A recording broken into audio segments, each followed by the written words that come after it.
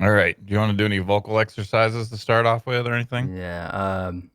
Red leather, yellow leather, red leather. Medium crop plot blueprint. Hello, everyone. This is Nick with Co-op Critics, and I am joined today by SlipGator. How you doing, What up, Slip? Nate? Hey, how's it going, man? It's going good. Can I call you Slip? Yep. Cool. All right, we're on a Just don't first name call me late basis. for dinner. Uh-huh. Um, so SlipGator has been kind enough to take time out of his busy schedule and sit down and do a little interview for us on this podcast. And since Ark Survival Evolved is our game of the month, he has agreed to kind of talk about that since he is a certified pro and has a lot more experience than we do with the game. But before we get into that game, I just wanted to kind of talk a little bit about you, about Okay. the man behind the SlipGator. Okay. Let's do it. Yeah, so we'll start off with the obvious question. Where did the name SlipGator come from? Oh, well, if you Google what is a SlipGator, there's actually a video about it. But anywho, What's Google? what's Google? It's kind of like Face Page, Okay. if you remember that Yeah, old. I do remember that. All I right. had a So Friendster anyway, account. yeah, nice. So well, SlipGator just comes from a long, long time ago in a galaxy far, far away. There was a game called Quake, and Okay. the first level in that game is called the Slipgate Complex, and Oh. it was just like a level I was really good at. We were talking a long time ago, so then I decided to like use it as a name and online. And at the time when I did that, like it was very, very hip to put numbers in your name. Like that was the thing that people were doing at the time. So that's how SlipGator came to become a thing. That was it. So I take it from the fact that you named your gamer tag and YouTube channel after a Quake level that you kind of got your start with first person shooters. Is that kind of where you got Yeah, into yeah. gaming? Yeah, well, my gaming history before YouTube, I mean, I played everything and anything and everything back in the day. You know what I mean? What was my first? My first gaming console was actually a standalone unit that played a version of remember the Atari game Tank, the tank game. Yes, yes. Yeah, my dad had a standalone version, which like it had the UHF connectors. You know what I'm talking about? Like Yes, I do. that's old school. Like it like had the little U joints that like screwed into the back of your TV and you just turned it on and it just played just Tank. That was the first game I ever played. But then I had like I had an Atari home computer and Nintendos and all of those things. But I think when I really got into like heavy gaming, like serious gaming, like I got into FPSs right away. Like I remember playing like Wolfenstein 3D and of course Doom and then like the unbelievable step forward of Quake when you could look up and down. That was like the one of the first person shooters you could actually look up and down on. And I was pretty into it. Like when Quake was out, I was playing Quake a lot. Like like 6 8 hours a day, all the time, constantly. Um, Wow. and when I started doing YouTube, I did post Call of Duty content almost exclusively for like the first year. A lot of people don't know that. If you go back, actually, I don't know what now if those videos are privated or if they're still available to watch. But yeah, if you scroll down and load more on my channel for like about a year, you'll get back to some really old school first person shooter stuff. But yeah, I did play, and I still play first person shooters a lot. I don't post them a lot to the channel, but I still really like that kind of game style. Yeah, that's awesome. I can relate to that because I mean I grew up playing other things besides first person shooters just because that didn't really gain popularity until later in my gaming life. But Right. that's kind of what got me more hardcore into gaming, I Yep. would guess. And I did go back and I looked at. I just arranged your channel from oldest to newest videos just to see Yeah. what your first couple of videos were. And I saw that your first videos were Borderlands XP runs and stuff, Oh yeah, which yeah. that game has a special place in my heart. I bet I dumped 1,000 hours in that game just doing Crawmerax runs and just all kinds of stuff. So that kind of made me smile. Yeah, those are some of the first videos where, and I think there were videos before that that have been deleted because they're just Maybe. they're just old and bad. But that was like my first forte into like informational videos where it Right. kind of showed you like yeah like a tip or a trick or something like that. I don't do much of that anymore, but I guess my second question is, when you started your YouTube channel, what was the thought process? Was it just out of sheer boredom, or did you have a goal in mind? Well, originally when we did, because there was a break. There's basically the channels kind of had like two birthdays, because there initially was the first person shooter stuff, and then there was a break of like, I don't know, a few months or maybe a year, and then the Minecraft stuff started. But initially I was watching a lot of YouTube. I was a huge fan of SeaNanners and Hutch. Do you ever hear of those guys? I've heard of Sea Nanners, not Hutch, though. Yeah, so they were really big back in the day, years ago, and I'm talking like, I don't even know how long now, maybe 5 years ago, 6 years ago, so early in YouTube. And they ended up becoming part of Machinima and Respawn, which is another channel. It's kind of had its heyday a few years ago. And so I was watching those guys play, and I was like, I could talk. Like, I could talk. I could do this. Like, I was like, I just felt like I could do it. And I felt like my gameplays, maybe weren't quite as good, but I was like, maybe my commentary would be better, maybe. And that'll make up for it. So anyway, I just figured it was something I could do, and I like technology, and I love the game. Like Call of Duty at the time, I was really deeply into it. So I just thought I could do what they were doing, and it looked like a really fun thing to do. So that's how it started. Like, I just thought it would be cool to do it. Nice. Yeah. So, and you're talking about you thought your commentary could make up for maybe lesser gameplay, but Yeah. I mean, you bring a ton of energy to every video that you do. So how long did it take you to kind of find your style in terms of commentary and presentation and everything? I think it's always evolving. Like, it's always changing. And the weird thing about it is that there's not a lot of like forethought into like what I'm doing as far as like the SlipGator persona, which, because it is a little bit different. Like, there is a bit of a difference between like who I am in real life and who SlipGator is on YouTube. There's a bit, I'm a little bit more serious in real life. And You mean you don't you don't go scream in the house, "What is up, the world?" yeah, like yeah, to wake up everyone? and be like, "Oh man, just squirt that in there." Like, it's not quite the same thing, but there wasn't like a conscious thought process behind it, really. It's like a thing that just happened. Like, there was like it's I hate to say character as much as it's like, I don't know. You're getting really deep. This is getting a little bit. I'm getting really deep. Your questions maybe surface, but I'm getting kind of deep on it. I think that what it is that there's like, when you're by yourself, because when I'm recording, I am by myself, of course, and it's almost like a version of me that doesn't have any inhibitions. Like, you know what I mean? I'm not clouded by my interactions with another person as much, which is weird, because there are like 250,000 other people that I'm interacting with. But I feel like when you talk to other people, there's all sorts of filters that come up.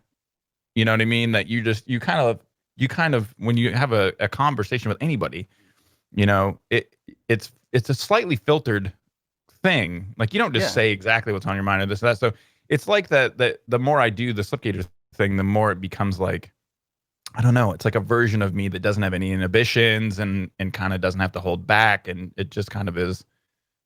That's what it is. SlipGator raw. Yeah, kind of, sort of. So the more I do it, I think the more that comes out. Yeah, that's cool. That's the process, I think. Yeah, because I watch your videos, and you put out a ton of videos, 2 or 3 a day sometimes. And sometimes I wonder, like, how does he keep his energy level that high through every video? Coffee. Lots of Red Bull and coffee. Yeah. No Red Bull, thankfully. I don't go that level. I'm not ready. But yeah. Okay, so obviously you mentioned the first few videos that you uploaded were more like tips and tutorial videos. But then you started Surviving Sliptopia, which was your first real series, and it was a Minecraft series. Is that when you started noticing this could be something special? No. Really? Oh my God, no. Not even, because when I first started doing it, what I wanted to do with Minecraft was I just wanted to do a vlog. Like, I wanted it to be a vlog over a game.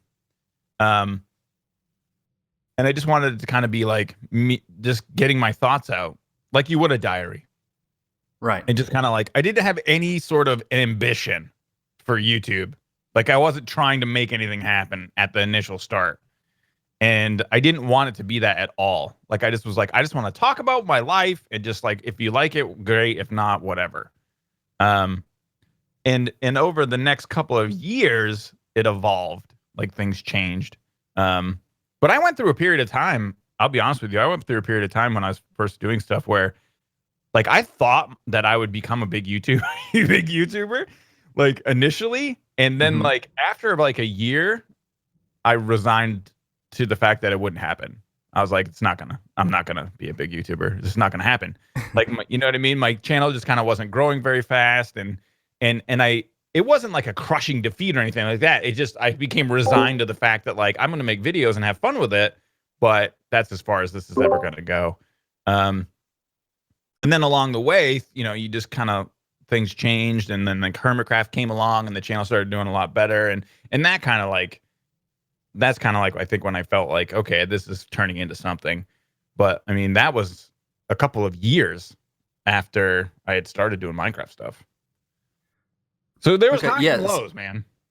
Yeah, no, I can totally relate to that.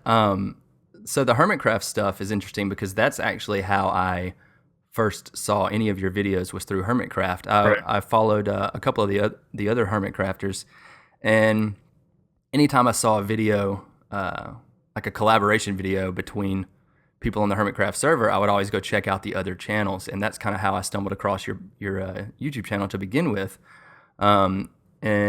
So I can see how that would be where things would kind of take off, just because you have that group of guys and girls together building really cool stuff in Minecraft. Yeah. So you do this full time. How long have you been doing it full time now? Oh, I'm so terrible with time. I think since August of 2014. Oh, wow. I think. So about a year and a half. Yeah, about a year and a half. Since August of 2014 is when I switched over, and took that. Well, at the time was like a huge gamble. It was a huge gamble. Right. That's worked out great, thankfully. But at the time it was very scary. But yeah, so about a year and a half.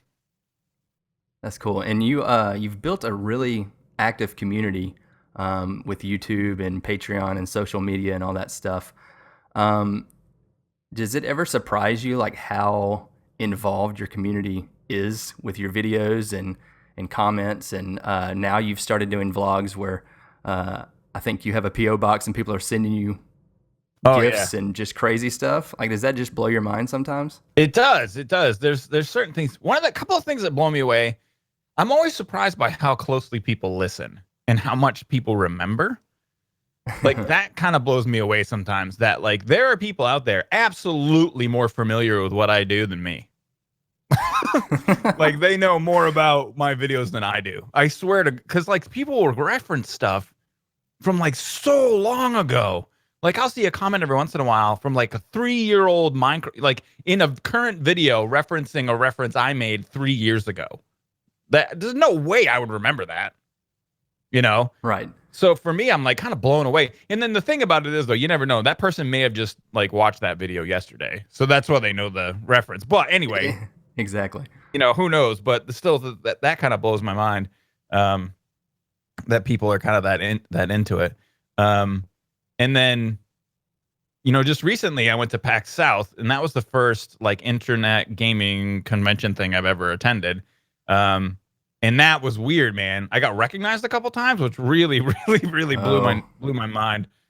Break the fourth wall for you. Yeah, it's just like I was walking around and people were like SlipGator, and I was like, "Whoa, who is this?" And then you don't know the person, and to be recognized was really odd, but it was really great. I got to meet some fans, and they were just so great. It was just so cool, and it just felt so kind of surreal, but still at the same time really great. So. The community is great, especially like I have a great Patreon community right now as well. I'm not quite as active with Patreon anymore as I used to be, but we still have a group of people that are doing different stuff and we still have there's a Minecraft fan server that's run. It's not open to be joined, but it's closed, and there's still a group of fans there that have been active for a long time that still are. And I think it's really cool. Like, that's one of the things that I've always really craved in this experience, is like that I want to remain as much as I can, like, active with my community and interacting with them. It gets harder the bigger the channel gets. It just gets tougher and tougher to do it. But I like that a lot. I like that audience interaction and the fan interaction, and the people that are part of the community are awesome. It's very, very cool. I'm gonna assume that there's a song that you use when you do time lapses and stuff. I'm gonna assume that is a fan made song, the doing stuff and things song. Well, that's Ellie Beatmaker. That was a bucket list check mark to get remixed by Ellie. He remixes a lot of people, and that's what he does on YouTube. He has a YouTube channel, youtube.com/Ellie Beatmaker. Everybody go and check it out. I think it's Ellie Beatmaker. Let me check real quick just to make sure. But we can put it in the you put a link in the down there. Yeah. All right. So yeah, but what Ellie does and has for a long, long time is he remixes YouTubers, and specifically Minecrafters mostly. And he's done a couple of different songs for me. He did the Stuff and Things song, and I'm trying to think now exactly what it was. He's done a couple of different remixes with other people. He did a song with me called with using my footage called Get Melted as well. But yeah, when he remixed me, that was crazy. And he's a fan for sure. I don't know if he's quite as into the Ark stuff anymore, but he was a huge fan of me and a lot of other Minecrafters. So yeah, it gets stuck in my head a lot. Yeah. If I've just recently watched one of your videos that had that in it, I find myself kind of humming it in my head. It's pretty catchy. It's a catchy tune, and he's like a ridiculously talented person. Like, his remixes that he's done, a couple of them in particular that I remember, Generic Bees theme song is from Ellie Beatmaker, and every time I listen to it, like, I'm just blown away by it. I'm like, wow, it's like that song is so amazing as a remix. It's just so great. So it was really it was an honor to get remixed by him. It was very, very cool. That's awesome.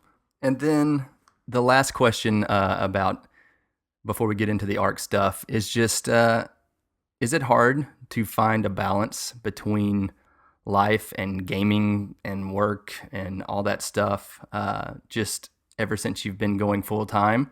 And what are your hobbies outside of gaming? Well, my hobbies outside of gaming are gaming.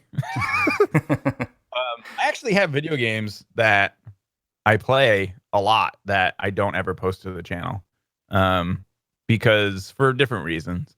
They don't really, match with the channel and the content that we have. The communities aren't quite what I'm looking for my community to be. Like, for instance, I played League of Legends for a long time. I really like that game. The community is kind of toxic. It's kind of there's not everybody, of course, but there's a lot of people there that it's just kind of I don't know, it feels elitist, like mean spirited almost. Like, the people who just, like, a lot of people that you interact with, they're just mean spirited. So I love the game. I'd often play it with, like, the chats turned off just so I could have fun and play it.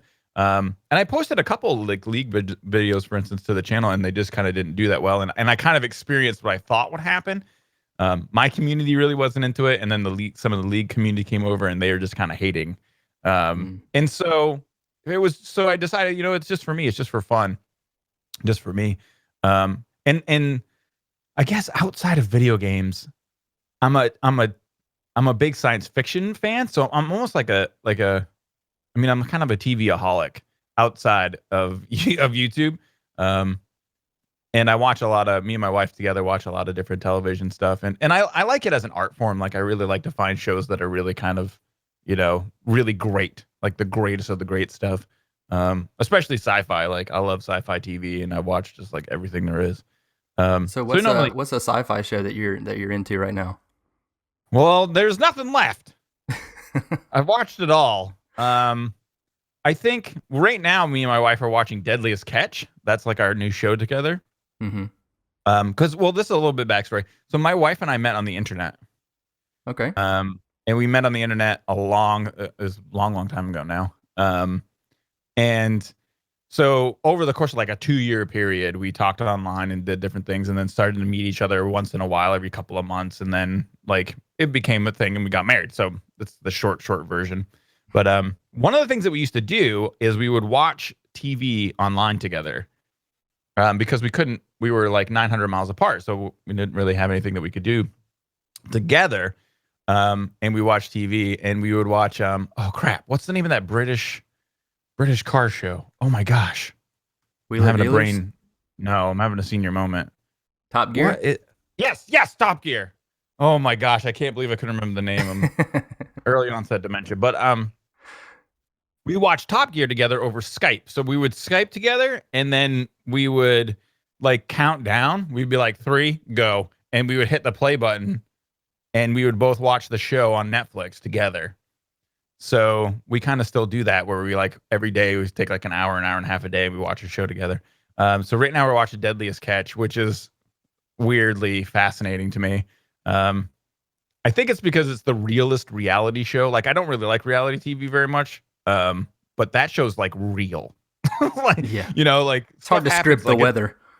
Yeah, it's hard to script like somebody falling into the ocean, and if they stay in for 3 minutes, they die of hypothermia. Like it's really dangerous and really kind of edge of your seat TV stuff. The most recent sci-fi show that I found that I'd never seen, that I couldn't believe that I didn't know about, was called Falling Skies.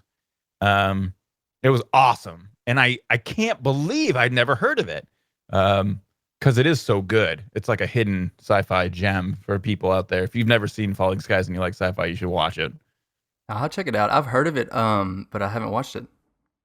Oh, it's good. Like it's good. If you like that's the thing, is sci-fi is tough because, you know, I'm a binger, so I've watched it all.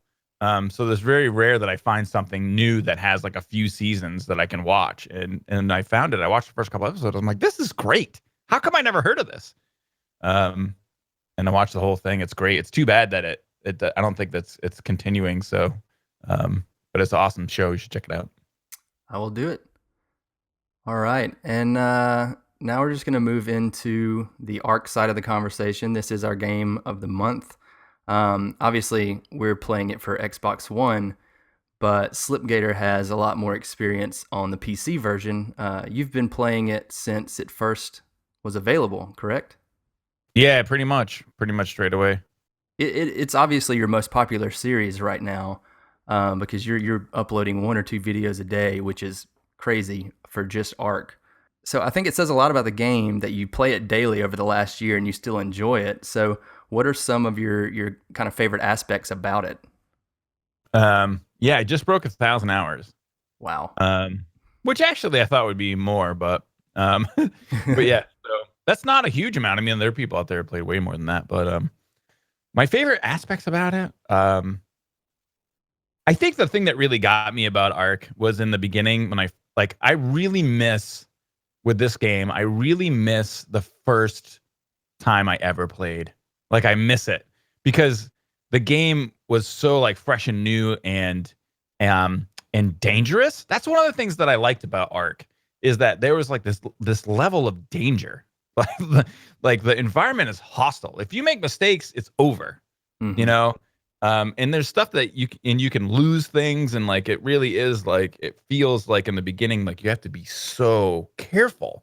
And I kind of liked that part about it, that it was like, you know, it's a struggle to overcome in the beginning when you're trying to build up and get armor and get gear and stuff like that, where you know, other games normally, I don't know, and nothing else has ever felt that dangerous to me for a survival game. Like I think of the season 1 of Ark, I don't think I left the beach for like 30 episodes. Like I was just like, you know, I'm on the beach, like I'm not ready. I'm not ready to go to the forest. Dude, I can't remember what the first time I ever walked into the forest was, but it was a long time before I ever went into the trees. Like I was like, I can't go in there. Who knows what's in there? Could be anything. Could be a raptor in there, a T-Rex in there, anything. Just bite me face off. Like I'm not going in there. So I kind of love that aspect of it. And And I think the other thing that draws a lot of people to Ark is just their update schedule. Like they come out with so much cool new stuff that it keeps the game really, really fresh. Yeah. There's always something new to do, and that's really cool as well. So those are the main things I think I really like about it. Cool. Yeah. The we just started our Let's Play series of it on Xbox One, and we're only about 2 episodes in. And the first episode, we kind of, we built our little hut and we built some cloth armor and tried to tame a turtle. And then we started to move out in the second episode, and we just got murdered over and over and over. And you try to go back and get your stuff, and you get murdered again. Right. And yeah, it makes you, and we don't even have the difficulty cranked very much. And so it makes you want to like just stay in one place until you have, all the right supplies, all the right tools, the right armor, everything. Yeah. So I can definitely relate to that. I'm kind of jealous that I didn't get to experience it when it first came out on PC, just because we've been able to watch a lot of videos, and so we know more about what to expect and kind of how the game is best played. And I kind of like figuring all that stuff out on my own. Mm-hmm. But it's still been good, and I look forward to kind of where we go in the series.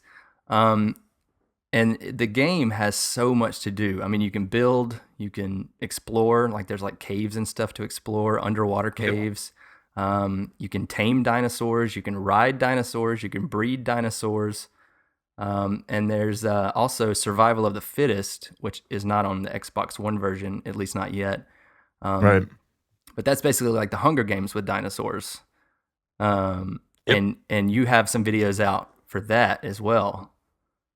Yeah, right now actually there's a really cool series dropping on the channel that is a cross-server Survival of the Fittest, where there's another really well-known Ark server with a bunch of guys called the Arkanauts, and we played the Arkanauts, which is super, super cool. Normally when we, Zul'jin and I have set up, and he's done a lot of work on this, youtube.com/Zul'jin, if you guys don't know, but he really is really into Survival of the Fittest. I am as well. But we do Survival of the Fittest streams just about every Sunday. We started about 2 p.m. Eastern time, and they're open to anybody who wants to join. So we have a server. You can check it out. If you go to like our Twitch channels, you'll see us start to stream, and we normally will tell everybody where the server is. The server is open for play anytime. Actually, it's right in the PC unofficial servers list. It's called SlipGator. So ZUELG8R.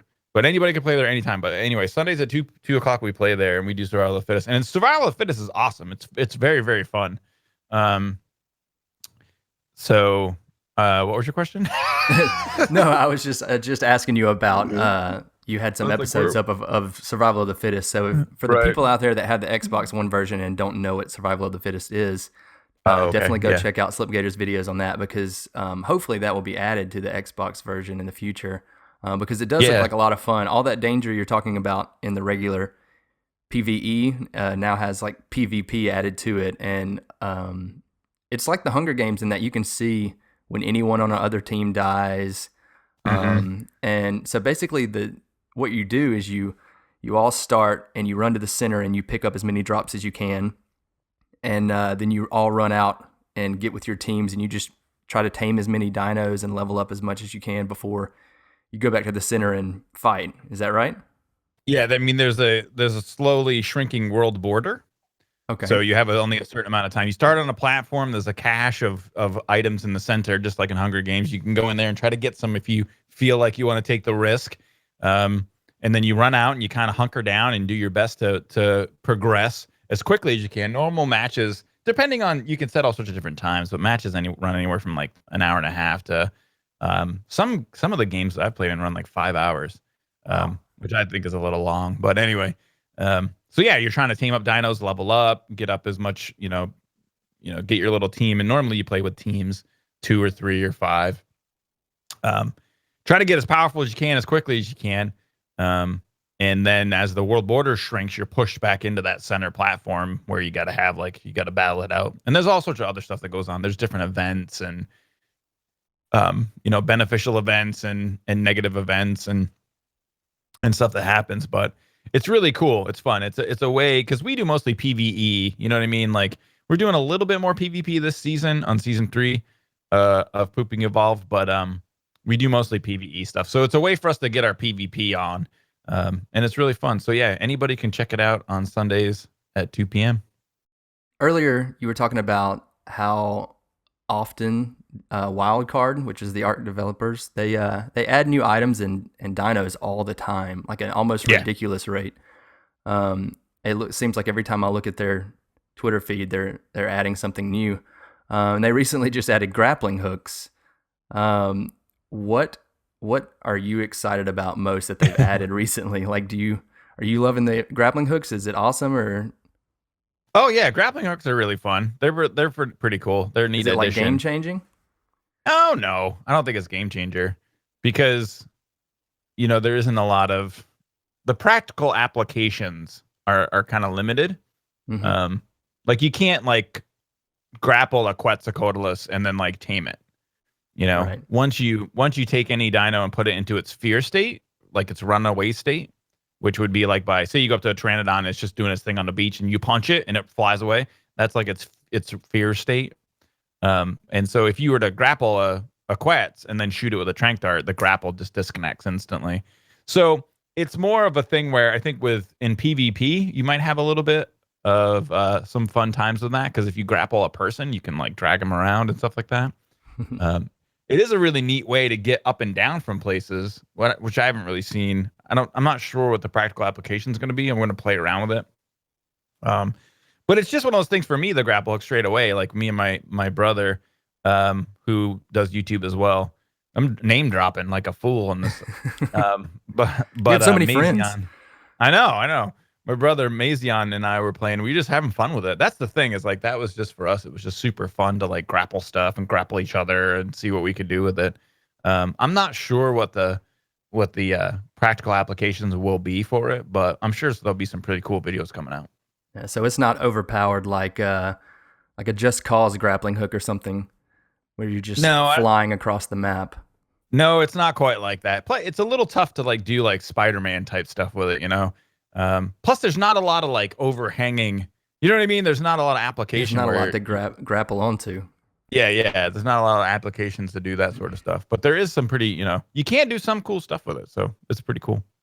Since they're adding stuff and changing things, the game is constantly evolving.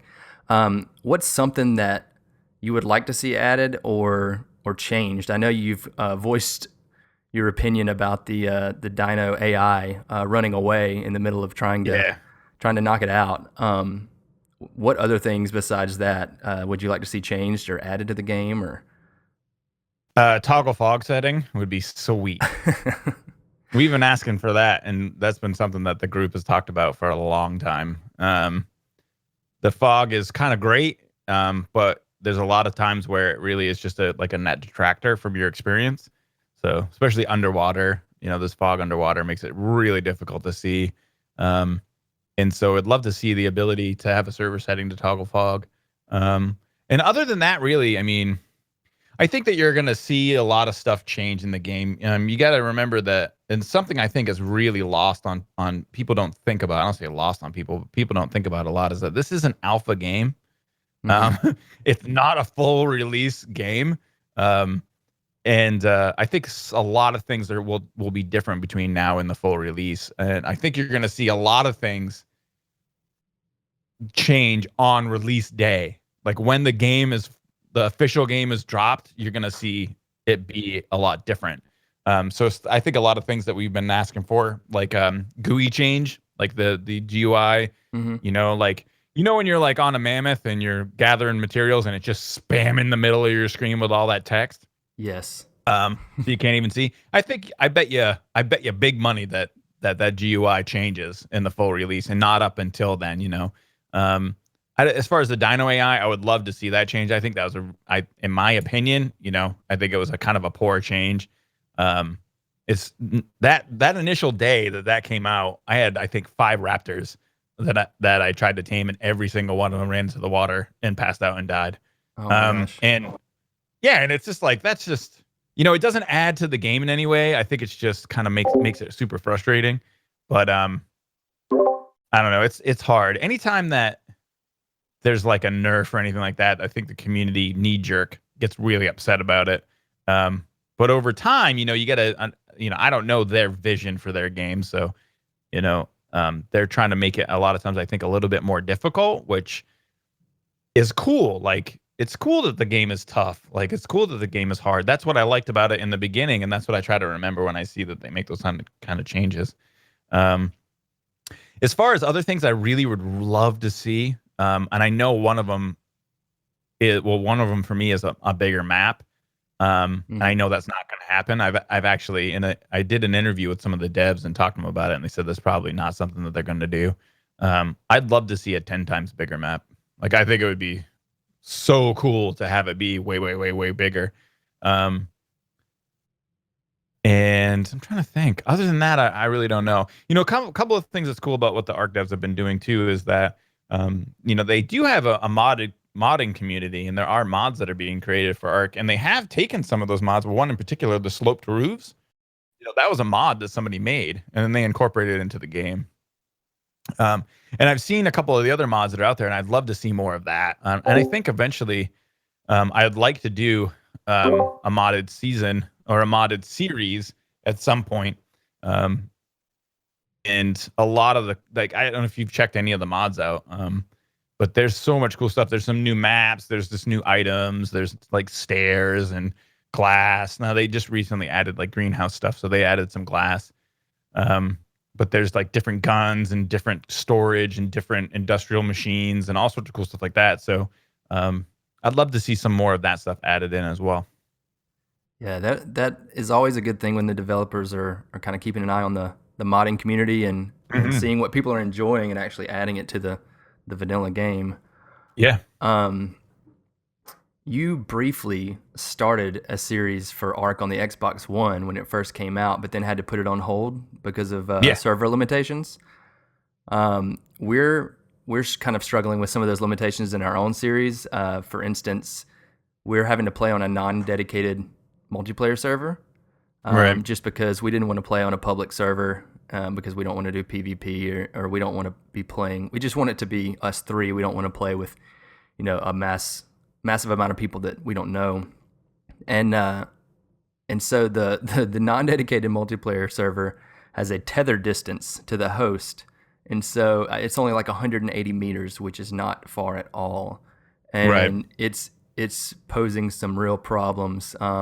Like, for instance, in the most recent episode we uploaded, we're all three fighting with some stuff, and then I die, and I was the host, and I spawned back at our simple bed in our little grass hut, and it teleported both of the other guys back to me, and they were in the middle of the fight. Really? And it left our dinos out there and everything, just kind of fighting for themselves. And so that's something that, I don't know, I feel like it's going to have to be addressed. But I feel like the better solution would just be to offer private dedicated servers to purchase. Well, I mean, you can. It's called buying an Xbox. Exactly. Which I actually did. I mean, I have 2 Xboxes now, and I bought one specifically to run as a dedicated server. And then when you run a second Xbox as your dedicated server, that tether distance is not. You don't have to worry about that anymore. And initially, when they released, they said that there was dedicated server support, and it didn't work. And so that's kind of why I wanted to do an Xbox Series, and it kind of stopped because they didn't have the dedicated server support. We couldn't really run a server. I didn't want to play just a single player. And then since then, I've checked back a couple times, and it wasn't working. I just recently had somebody contact me through when I actually met somebody at PAX, and they said they're running a dedicated server and it's working fine. With us starting season 3 and having season 3 be so new, I didn't want to start another Ark series right now, but it might be something in the future that we take a look at as a group going into like a pooping evolved Xbox type thing. I think it would be pretty fun to do. But I definitely hear what you're saying as far as like the ability to buy a server or do something like that would be great. Because you would hate to see like the Xbox version be like an afterthought. Right. You know, you want to see it kind of get as much play, as much support as the PC version does. And I think that it will. I think as things progress, you're going to see that it is going to get more support on Xbox. And it just, I think it takes time. I try to offer up a lot of respect for what the devs do, because I have not seen a game updated as much as Ark, and I've not seen a game that's been taken care of, and I don't think I've seen a game move as quickly as this game is moving. So even though there are like pain points, I do try to I try as best I can to remember, like, you know, obviously the devs aren't trying to do a bad job. They're trying to do what they can. And they do more than anybody else has done that I've seen. So I think in the future, a lot of those issues will get cleared up in time. Yeah, I think even when they first launched it on the Xbox in December, they kind of underestimated how popular it was going to be on the Xbox, and they had to add a lot of extra public servers right off the bat. And so I think Yeah. maybe that's a good sign of things to come, and they're realizing that it is high in demand on the Xbox as well. Yep. And I guess my last question is, do you see Ark having the same kind of longevity that games like Minecraft have? Do you see it being around for a long time? I don't know. I mean, I hope so. As far as contenders for to be in that group, I think that it's definitely a contender to have a really, really long lifespan as a survival game. And you know, I don't know. I mean, my theory on it really is that, you know, Minecraft it's been so wildly popular for such a long time. And one of the things that Minecraft did for a long, long time, and they don't do it quite as much anymore, but they did for a long time, was they updated their game often. You know, they were often updating it. I mean, it was weekly updates for a long time. And Ark has kind of been wildly successful, and it's followed like that same model where there's just updates all the time and new content. And I think that that's kind of, you know, that's telling of what the community is looking for. You know, you get a standalone game, like a linear game like Mad Max, for instance. I played Mad Max on the channel, and you know, people get the game, the game ends, and it's over, and they don't play it anymore. You know what I mean? Like, that's how kind of linear games work. Yeah. Then there's also this whole survival genre, which is totally different. And I think the longevity of survival genre has to do with what is there to do in the game. You know, games that I've played survival on the channel, like The Forest. Played The Forest, did all the things you can do in the forest. There's not anything left to do in the survival game. That's it. You know what I mean? Or Subnautica. You know, Subnautica is a beautiful, beautiful survival game. And I did 2 seasons of it. That came back after they did an update and did a second season. And once you've done the things there is to do, the survival game is kind of over. And I think that's what Minecraft and Ark have so far shared in common, is that, you know, when you add new things to the game, there's always new things to do.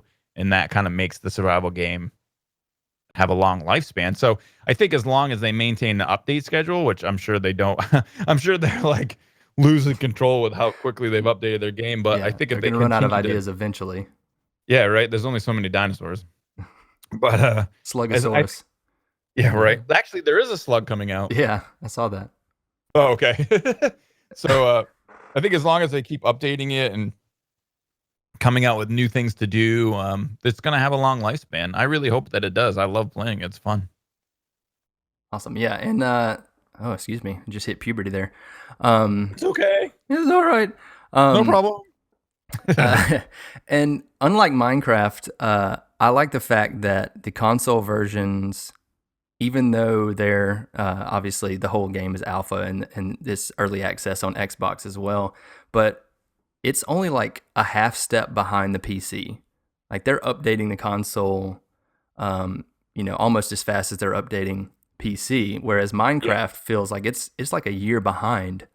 Like, they just updated Minecraft to add slime blocks on the console. So I mean, it's a big step backwards for Minecraft, whereas it's a lot closer to the actual PC version for Ark. Yep. And so I think as long as the devs can keep doing that and keep updating the game as a whole, I think it has some longevity to it. So All right, man. Well, that's all the questions I had about Ark.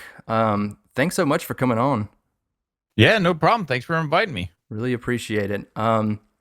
Everybody, if you haven't checked out SlipGator's YouTube, please go do that. You will thank me. He's definitely one of the most entertaining guys on YouTube. I think you've got like 750,000 subscribers now. Yep. Amazingly enough, we just broke 750,000 subscribers. That's Blows insane. my mind. It's Yep, so you'll probably hit 1 million this year. Is that just crazy to you? Yep. 1 million people are interested in you playing video games. Enough to press that button. It's Enough just, to click. it is. It's amazing, man. It blows my mind. Like I never thought the channel would ever have 1 million subscribers ever. I mean, in my wildest dreams, maybe years down the road, but to have it happen and have it happen as quick as it's happened has been just crazy. I'm very lucky. Very lucky. Thank you guys for hitting the subscribe button. Thank you. All right. Well, that's going to do it for this interview. Thanks a lot again, SlipGator, and we will see you next time. All right. Peace out.